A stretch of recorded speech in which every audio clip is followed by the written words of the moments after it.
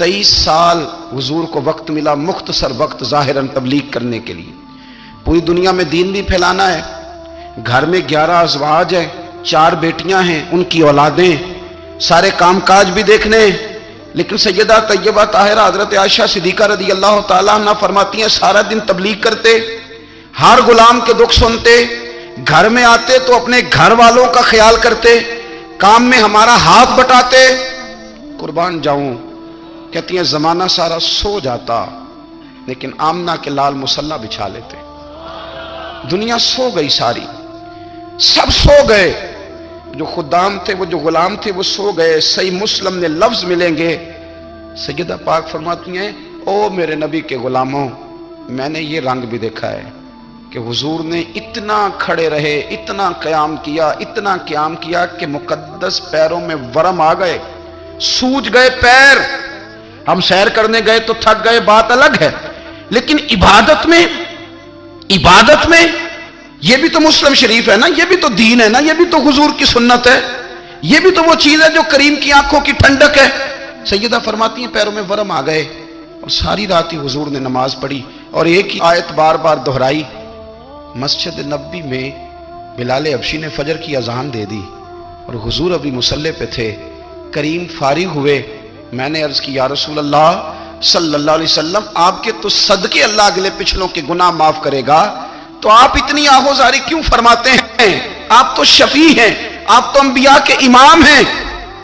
تو حضور نے فرمایا عائشہ تم نے گنوایا ہے نا میرے اللہ کی مجھ پر کتنی رحمت ہے، افلا اکون عبدا شکورا، فرمایا اگر اس نے اتنی نعمتیں دی ہیں تو کیا میں اس کا شکر گزار بندہ نہ بنوں؟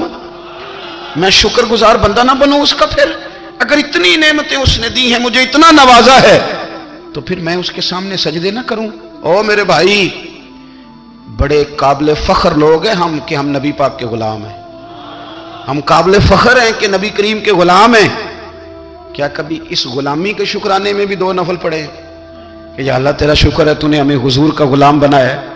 یاد رکھیں کہ اپنی روحانی زندگی کو آباد کریں، استغفار پڑھیں، تسبیحات کریں، کچھ چھوٹے چھوٹے اعمال ہیں ان کو اپنی زندگی میں حصہ بنائیں۔ ترمذی شریف میں حدیث ہے، نبی پاک صلی اللہ علیہ وسلم نے فرمایا 3 مرتبہ صبح، 3 مرتبہ شام اعوذ باللہ السمیع العلیم 3 دفعہ یہ پڑھو، اور 1 دفعہ سورۃ حشر کی آخری 3 آیات، هو اللہ الذی لا الہ الا هو عالم الغیب والشہادۃ هو الرحمن الرحیم۔ اعوذ باللہ من الشیطان الرجیم ہے نا، اس کو پڑھنا ہے اعوذ باللہ السمیع العلیم من الشیطان الرجیم، فرمایا 3 دفعہ اس کو پڑھو اور 1 دفعہ سورہ حشر کی 3 آیتیں، 1 دفعہ صبح اور 1 دفعہ شام۔ صبح کیا ہے، شام کیا ہے؟ تو اعلیٰ حضرت بریلوی فرماتے ہیں صبح سے مراد ہے آدھی رات ڈھلنے سے لے کر سورج نکلنے تک، آدھی رات ڈھلنے سے لے کر یعنی تہجد کا ٹائم سے لے کر سورج اور شام کیا ہے، دوپہر ڈھلنے سے لے کر مغرب کی اذان تک، یہ شام ہے۔ اب سن لیں، یہ ترمذی کی حدیث ہے سیاستہ کی، نبی پاک نے فرمایا جس نے 3 مرتبہ اعوذ باللہ پڑھی اور 1 بار سورہ حشر کی آخری 3 آیتیں پڑھی، 1 دفعہ صبح پڑھے، 1 دفعہ شام پڑھے، نبی کریم علیہ السلام فرماتے ہیں اگر صبح پڑھے گا تو 70,000 فرشتے شام تک، اور اگر شام کو پڑھے گا تو 70,000 فرشتے صبح تک پڑھنے والے بندے کی مغفرت کی دعا مانگتے رہیں گے۔ چلے میں تو اس بات پہ بھی بڑا راضی ہوں کہ پہلی دفعہ اہل سنت میں ایسا ہو رہا ہے کہ وظیفہ ملنے پر لوگ نعرے لگا رہے ہیں، ورنہ وظیفہ بتائیں تو کہنے یہ بھی پڑھیں گے پر کوئی تویز بھی لکھ چھڑو ماڑا گیا۔ ایک صاحب آئے مجھے کہنے لگے جی برکت کوئی نہیں، غربت بڑی ہے، میں نے کہا سرد واقعہ پڑھا کر، کہنے پیر صاحب تھوڑی تکلیف کرو کو میں نے تویز بھی کر دیو۔ میں نے اسے کہا خدا کے بندے میں تویز دوں گا پتہ نہیں کام بنے گا نہیں بنے گا، سورت واقعہ پڑھ، یہ وہ تویز ہے جو مدینے والے رسول نے عطا فرمایا ہے کہ سورت واقعہ پڑھو تمہیں کبھی فاقہ نہیں آئے گا۔ تو وظائف پڑھیں، عبادات کریں، تیاری کریں، کچھ نیک اعمال بچائیں ایسے جن کا ہمیں پتہ ہو، جو ہمارے رب کو پتہ ہو۔ حضرت عبداللہ ابن عمر رضی اللہ تعالیٰ عنہ حضرت عمر کے صاحبزادے، مکہ مکرمہ میں ان کی قبر ہے۔ میں نے جب انہیں پڑھا تو مجھے ان سے بڑا پیار ہو گیا، لیکن آپ کو پتہ ہے وہاں جا کے کسی شخص کا مزار تلاش کرنا یا پوچھنا ایک مشکل کام ہوتا ہے۔ تو ایک دفعہ میں مکہ شریف میں حاضر تھا تو ایک گاڑی والا ڈرائیور مجھے کہنے لگا کہ مولانا میں آپ کو جانتا ہوں، مجھے آپ سے محبت ہے، ایک بات بتاؤں آپ کو؟ میں نے کہا بتاؤ۔ کہنے لگے حضرت عبداللہ ابن عمر کی قبر دیکھنی ہے؟ میں نے کہا یہ تو نہیں کہہ رہا، یہ کسی نے بندوبست کرایا ہے۔ یہ اللہ نے تیرے دل میں بات ڈالی ہے، یہ ہو گیا تو لے چل مجھے۔ حضرت عبداللہ ابن عمر کو نبی پاک نے فرمایا تھا راجل صالح، یہ نیک بندہ ہے، یہ متقی آدمی۔ حضرت عبداللہ ابن عمر رضی اللہ تعالیٰ عنہ سیدنا فاروق اعظم رضی اللہ تعالیٰ عنہ کے صاحبزادے ہیں، اور ان کی ہمشیرہ سیدہ حفصہ رضی اللہ تعالیٰ عنہ حضور کی زوجہ محترمہ۔ ایک دن اپنی ہمشیرہ سے کہنے لگے کہ نبی کریم صلی اللہ تعالیٰ علیہ وسلم گھر میں آئے نا، اور اگر حضور غم امت میں پریشان نہ ہوں، طبیعت کو حشاش بشاش دیکھو، تو ذرا پوچھنا تو صحیح حضور کا میرے بارے میں کیا خیال ہے، پوچھنا تو صحیح کہ کریم کی بارگاہ میں میرا کیا مقام ہے، میرے بارے میں حضور کیا فرماتے ہیں۔ اب بہن کو کام بتائے، اور بتائے بھی بھائی، اور پھر بہن وہ کام نہ کرے، یہ تاریخ میں ہوتا نہیں۔ حضرت عمر فاروق رضی اللہ تعالیٰ عنہ کی صاحبزادی ام المومنین رضی اللہ تعالیٰ عنہ فرماتی ہیں کہ میں تو بس منتظر تھی، انہوں نے تو کہا تھا نا کہ اگر تم حشاش بشاش دیکھو تو بات کرنا، لیکن حضور تشریف لائے، میری باری تھی، میرے گھر تشریف لائے، کھانا پیش کیا تو فوراً میں نے عرض کی حضور ایک بات پوچھنی تھی، تو حضور نے فرمایا پوچھئے۔ میں نے عرض کی حضور میرے بھائی عبداللہ ابن عمر کے بارے میں آپ کا کیا خیال ہے؟ نوجوانوں میری بات پہ غور کرنا، میرے بھائی کے بارے میں آپ کا کیا خیال ہے؟ تو نبی کریم صلی اللہ تعالیٰ علیہ وآلہ وسلم نے میری طرف دیکھا، اور پھر حضور زیر لب تھوڑا مسکرائے، اور بریلی کے امام کہتے ہیں کہ حضور مسکرا دیتے تھے نا تو جو بڑا دکھی ہوتا تھا وہ بھی ہنس پڑتا تھا۔ اب سوال پیدا ہوتا تھا کہ پھر تو اس مسکراہٹ کے لیے انتظار کرنا پڑتا ہوگا کئی مہینے کہ حضور مسکرائیں تو رونے والے ہنسیں، تو اعلیٰ حضرت فرماتے نہیں، انتظار نہیں کرنا پڑتا، یہ مسکراتے رہنا تو حضور کی عادت ہے۔ جس کی تسکین سے روتے ہوئے ہنس پڑے، اس تبسم کی عادت پہ لاکھوں سلام۔ یعنی یہ تو عادت ہے حضور کی مسکراتے رہنا، اس کے لیے انتظار نہیں کرنا پڑتا۔ بھائیو آپ خیال رکھیں گے، غور کریں گے، حضرت عبداللہ ابن عمر رضی اللہ تعالیٰ عنہ کے بارے میں پوچھا تو سیدہ فرماتی ہیں کہ نبی کریم صلی اللہ تعالیٰ علیہ وسلم نہ زیر لب مسکرائے اور فرمایا حفصہ تیرا بھائی ہے تو اچھا، لیکن میں نے سنا ہے کہ عشاء کی نماز پڑھتا ہے تو فجر تک سویا ہی رہتا ہے۔ او نوجوانوں، 10 بجے تک سونے کی بات نہیں ہوئی، 9 بجے تک سونے کی بات نہیں ہوئی، 11 بجے اٹھنے کی بات نہیں۔ حضور فرمانے لگے میں نے سنا ہے کہ عشاء کی نماز پڑھ کے سو جاتا ہے اور فجر تک سویا ہی رہتا ہے، اسے چاہیے کہ تہجد کے وقت اٹھا کرے، اللہ کی بارگاہ میں حاضر ہوا کرے، آہوزاری کرے، سجدے کرے، عبادت کرے، اٹھتا ہے اور فجر میں جا کے اٹھتا ہے۔ حضرت جناب حفصہ رضی اللہ تعالیٰ عنہ کہتی ہے میں نے جناب عبداللہ ابن عمر کو پیغام دیا اور میں نے کہا میرے جوان بھائی سن، نبی پاک نے فرمایا ہے تو اچھا پر تہجد میں نہیں اٹھتا، نفل نہیں پڑھتا۔ او میری ملت کے جوانوں، مزہ نہیں آ جاتا جب ساری دنیا سوئی ہو، ساری دنیا، اور بستر بھی گرم ہو اور نیند بھی پورا غلبہ کر رہی ہو، اور اچانک گھنٹی بجے دماغ میں، آنکھ کھلے، گھڑی پہ نظر پڑے، 3:30 4 بجے کا پیغام گھڑی بتائے، اور کوئی چڑھتی جوانی والا اٹھ کے وضو کرے، اور جب وہ مصلی کھول کے بچھائے تو مدینے والے محبوب کہتے ہیں کہ ہر نماز پہ رب ثواب دیتا ہے، اور جو اٹھ کے تہجد کی نماز پڑھے اسے دیکھ کے تو رب مسکراتا ہے، جو اس کی شان کے لائق ہے، جو اس کی شان کے لائق، وہ مسکراتا ہے، خوش ہوتا ہے کہ میرا بندہ تہجد میں اٹھ گیا، وہ مسکراتا ہے۔ کاش ہماری صبحیں کبھی اپنے مالک کے نام ہو جائیں، کاش کے صبحیں۔ حضرت ابو الحسن رحمۃ اللہ تعالیٰ علیہ حضرت معاذ ابن جبل رضی اللہ تعالیٰ عنہ کے پاس بیٹھا کرتے تھے، فرماتے ہیں ان سے جو پیار بڑھا تو پھر میرا مصلی سے بھی بڑھ گیا۔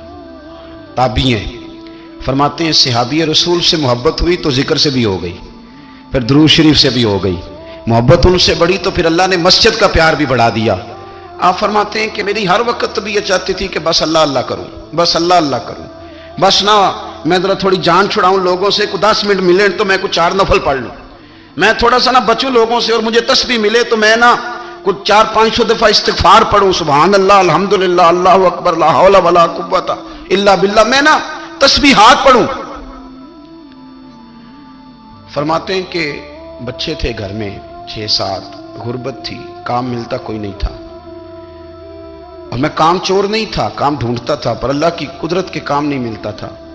فرماتے ہیں کہ میں نے ایک دن اپنی اہلیہ سے کہا کہ آج میں پھر جاتا ہوں کام ڈھونڈنے، تو میری بیوی بڑی فرما بردار تھی، پر اس دن نہ غربت کے ہاتھوں تنگ آ کے کہنے لگی آج نانا کوئی تو چیز لے کے آیا، تو مجھ سے بچوں کی بھوک نہیں دیکھی جاتی، یہ سب روگاں دا روگ محمد جس دا نام غریبی، کنڈ بلا کے لنگ جاندے نہیں دوست یار قریبی، آج نہ کچھ لے کے آیا تو میں بچے لے کے چلی جاؤں گی۔ شیخ فرماتے ہیں کہ میں بڑا پریشان گھر سے نکلا، پر میں نے صبح سے لے کے زور تک کام ڈھونڈا، کام ملا کوئی نہیں، تو میرے دل میں خیال آیا چلو کام نہیں ملتا تو اللہ اللہ تو کرے نا، چلو بندوں کی مزدوری نہیں ملتی تو رب کریم کی عبادت ہی کرتے ہیں۔ فرماتے ہیں کہ میں نے نا فرات کے پانی سے وضو کیا، نہر کے، شدید دھوپ تھی، ساتھ ریت تھی اور ریت تپ رہی تھی، میں نے اپنا رومال وہیں مصلی کے طور پر بچھا لیا اور فرماتے ہیں کہ زور سے لے کر عصر تک نماز پڑھی، دھوپ بھی پورے زور پہ پر میرے سجدے کا ذوق بھی پورے زور پہ، فرماتے ہیں سورج بھی چمک رہا ہے اور رب کی عبادت کا ذوق بھی پورے زور پہ، میں سجدہ کروں تو پھر میرا اٹھانے کو جی نہ چاہے۔ میرے استاد لکھا کرتے تھے، یہ ان کا شعر ہے، وہ کہا کرتے تھے مجھے سوز دے، مجھے ساز دے اور مجھے نیم شب کا نیاز دے، دم سجدہ خود کو میں توڑ دوں، مجھے ایسا ذوق نماز دے، اور میں تیری بہار کا پھول ہوں، میں کھلا بھی ہوں تو تیرے لیے، مجھے میری شاخ سے توڑ لے، مجھے اپنی زلف کا ناز دے۔ بھائی فرماتے ہیں کہ عصر تک میں نے نفل پڑھے، دل ڈھلنے لگا، عصر کی نماز پڑھی اور میں وہاں سے چلا۔ اب میں جب نکلنے لگا تو دل میں خیال آیا کہ چھوٹی چھوٹی دیواریں ہیں گھر کی، بغیر کچھ لیے جاؤں گا تو بیوی دور سے دیکھے گی تو شور کرے گی کہ پھر خالی ہاتھ آ گیا ہے۔ کہتے میں نے اپنی اسی رومال میں جس پہ میں نے نماز پڑھی تھی نا، رومال میں کیا عقیدہ پنجابی جو صافہ کہتے ہیں، اسی میں نا میں نے کچھ ریت بھر لی کہ وہ دور سے دیکھے گی تو سمجھے گی کچھ لے کے آیا ہے، چلو جا کے اسے بتا دوں گا کہ آج پھر مزدوری نہیں ملی۔ کہتے ہیں وہ ریت لے کر جب میں گھر میں گیا تو پہلے بیوی دروازے پہ کھڑی ہوتی تھی، پوچھتی تھی خالی ہاتھ آ گئے ہو؟ آج میں نے دیکھا تو ہے ہی کوئی نہیں۔ فرماتے ہیں میں اندر داخل ہوا، سلام لیے، کونے میں نے وہ رومال رکھ دیا اور میں نے آواز دی کہ بھلی مانس کہاں ہو؟ تو وہ کہنے لگی آپ منہ ہاتھ دھو لیں، میں روٹی لے کے آئی۔ میں نے کہا روٹی کہاں سے آ گئی؟ یہاں تو کئی دنوں کے فاقے ہیں، تو کئی دنوں کی غربت ہے، یہاں تو اس گھر میں تو فقیری ہے۔ فرماتے ہیں کہ وہ روٹی لے کے آئی اور اس وقت کی جو موجودہ نعمتیں تھیں، سمجھ لیں سلاد، اچار، ہر چیز ساتھ لائی۔ میں نے کہا کہ بچے کہاں گئے؟ کہنے لگی وہ کھانا کھا کے کھیلنے گئے، آپ کھانا کھا لیں آ جاتے۔ کھانا اس نے چن دیا۔ میں نے حیرت انگیز لہجے میں ساری نعمتیں اپنے دسترخوان پہ دیکھ کر کے بیوی سے پوچھا یہ کہاں سے آیا کھانا؟ بچوں کو تو نے کہاں سے کھانا کھلایا؟ یہ سارا کچھ کیسا ہے؟ تو کہنے لگی پتہ نہیں آج آپ کس کریم کی مزدوری کرنے چلے گئے تھے، پتہ نہیں کس کریم کی، میرے گھر میں تو اتنی نعمتیں آئی ہیں کہ مجھ سے سنبھالی نہیں جا رہی، اتنا اناج ہے، اتنا گندم ہے، کس کریم کے دروازے آج چلے گئے تھے؟ یہ کہتے کہتے وہ اٹھی اور اٹھ کر کے کہنے لگی پہلے بڑا کچھ آیا تھا، اب کیا لے آئے ہو؟ اور جا کر کے نا اس نے وہ ریت والا رومال کھولا، کہنے لگے میں تو لے کے آیا تھا ریت، تو میرے رب نے اسے بھی سونے اور ہیرے بنا دیا تھا۔ جب آپ کی توجہ اللہ کی جانب، میرے نبی پاک صلی اللہ تعالی علیہ وسلم نے فرمایا ہر چیز اپنے رب سے مانگ، ہر چیز مانگ، ہر چیز مانگ۔ یا رسول اللہ کیا کچھ؟ میرے محبوب نے فرمایا تیرے گھر میں نمک بھی ختم ہو جائے تو وہ بھی اپنے رب سے مانگا کر، تو مانگنا وہ تجھے دے گا، تو اس کی بارگاہ میں کشکول طلب دراز تو کرنا۔ اور ترمذی شریف میں عجیب لفظ ہیں، رسول کائنات نے فرمایا، رب کریم فرماتا ہے جب میرا بندہ ہاتھ اٹھاتا ہے نا تو مجھے حیا آتی ہے کہ میں خالی کیسے لوٹا دوں اس کے، اتنے بڑے بادشاہ کی بارگاہ میں۔ او بھائی لوگوں سے عزتیں تلاش کرتے ہو تو وہ کیا تمہیں عزت دیں گے؟ وہ تو کل اچھا کہتے ہیں پرسوں برا کہنے لگ جاتے ہیں۔ لوگوں کے سامنے گڈ بک میں آنا چاہو گے تو وہ تو سویرے تمہارے بارے میں کچھ کہیں گے، شام کچھ اور کہیں گے۔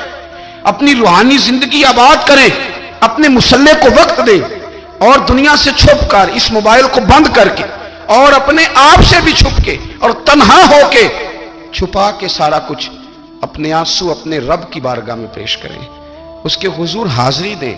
سنو نا ترمذی کی حدیث اور اسے یاد رکھنا، نبی پاک علیہ السلام نے فرمایا اپنے دکھ لوگوں کے سامنے نہ بیان کرنا، سیٹھوں نوابوں کو نہ بتاتے پھرنا، دنیا داروں کے سامنے جا کے نہ رونا کہ میں تکلیف میں ہوں۔ पर मैं अगर दुनियादारों को दुख बताओगे रब तुम्हें कभी गनी नहीं करेगा।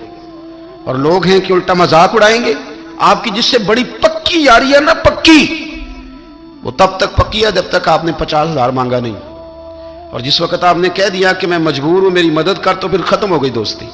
लोगों के ताल्लुकात आपके साथ तब तक हैं जब तक आप उनसे कोई जरूरत वाबस्ता नहीं करते। करीम महबूब फरमाने लगे, बंदों के सामने दुख ना बयान करना, अल्लाह तुझे कभी गनी नहीं करेगा। तो अपने दुख अपने रब को बता, तू दुआएं मांग, तू उसकी बारगाह में हाजिर हो, तू उसके हुजूर अर्ज कर। फरमाया अपने दुख अपने रब को बता, वो जल्दी करे या देर से करे तुझे सारी दुनिया से बेनियाज कर देगा, तुझे किसी का मोहताज नहीं रहने देगा। अपने मुसल्ले को, अपनी दुआओं, एक बुजुर्ग फरमाते हैं मैंने दुआ मांगने का तरीका अपनी बीवी से सीखा। दुआ मांगने का तरीका अपनी, सीखने वाले तो अपने बच्चों से भी सीख लेते हैं, सीखने वाले तो हर एक से सीखते हैं। वो कहते हैं मैंने दुआ मांगने का सलीका अपनी बीवी से सीखा है। हजरत वो किस तरह? फरमाने लगे मेरी बीवी ने ना मुझे कोई काम बताया, कुछ पैसों की जरूरत के लिए कहा, तो मैंने उसे कहा कि भाई अभी मेरे पास नहीं है, कुछ दिनों में आते हैं तो मैं दे दूंगा। औरतों की आदत होती है वो बार बार याद कराती हैं। 2-4 दिनों के बाद फिर उसने कहा हजरत वो मैंने कहा था कुछ पैसे, मैंने उसे कहा कि अभी मेरे पास नहीं है, कुछ दिनों में मिलते हैं तो मैं तुम्हें दे दूंगा। उसने कुछ दिनों के बाद फिर कहा हुजूर वो मैंने कुछ पैसे कहे थे। फरमाते मैंने डांट दिया, मैंने कहा कि क्या तू रोज मुझे शर्मिंदा करती है, कहा ना मेरे पास नहीं है, होंगे तो दे दूंगा, तू रोज याद कराती है। फरमाते हैं उसने पहले तो मेरी डांट को सहा, फिर मेरे सख्त जुमलों ने उसकी आंखों में आंसू पैदा कर दिए, फिर उसने अपने आंचल में अपने उस दुख को समेटा और फिर उसने एक जुमला कहा तो मैं रो पड़ा और मुझे अपने रब से मांगने का तरीका आ गया। मुझे कहने लगी हजरत जी आपने डांट दिया मैंने सह लिया, पर आप ही मेरे शौहर हैं, बताएं ना, आपसे ना कहूं तो मैं किससे जाके कहूं। फरमाते हैं मैं रो पड़ा और मैं खुल के रोया और मैं तड़प के रोया और फिर मेरी सिसकियां बंद गईं। तो मुझे कहने लगी आपको क्या हुआ? मैंने कहा मुझे भी दुआ मांगनी आ गई है।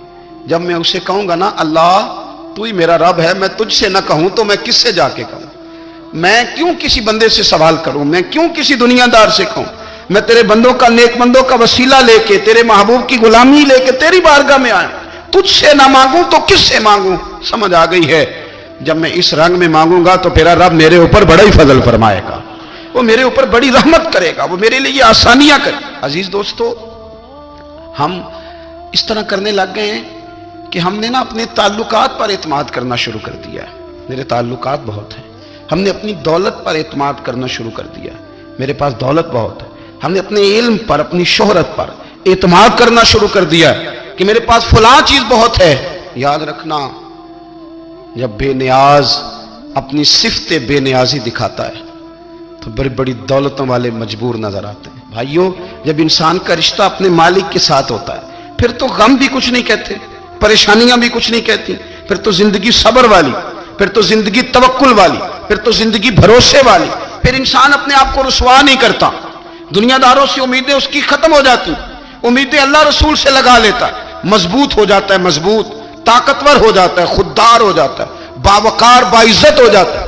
हजरत बहलोल दाना रहमतुल्लाह अलैह बैठे थे तो हारून रशीद हज करके आ रहा था, तो रस्ते में हजरत शेख से मुलाकात हो गई तो अस्सलाम वालेकुम के बाद कहने लगा हुजूर कोई हुक्म हो तो बताइएगा। तो हजरत बहलोल दाना फरमाने लगे तेरा रब कौन है? उसने कहा अल्लाह। तो फरमाया मेरा कौन है? कहा अल्लाह। फरमाने लगे तो बड़ा ही बेवकूफ है, क्या तू ये समझता है कि रब हारून रशीद को तो देगा और बहलोल दाना को भूल जाएगा? तेरा भी वही रब है, मेरा भी वही रब है। उसने अगर तुझे दे के आजमाया है तो हो सकता है मुझे ना दे के आजमा रहा हो। जब उसकी हिकमत के तकाजे होंगे तो अता करेगा और देगा। तू जा अपना काम कर। भाई अपनी रूहानी जिंदगी, अपनी इबादत, अपने वज़ाए, अपने रोजमर्रा के मामलात, अपनी दुआएं, अपना इस्तिगफार, देखो कोई मुश्किल काम तो नहीं। 2 रुकू हैं सूरह वाक़िया की, अगर रात को पढ़ ली जाए तो। मैं किस तरह ये बात बयान करूं कि तवीज़ बांटना आसान है और वजीफा बताना मुश्किल है।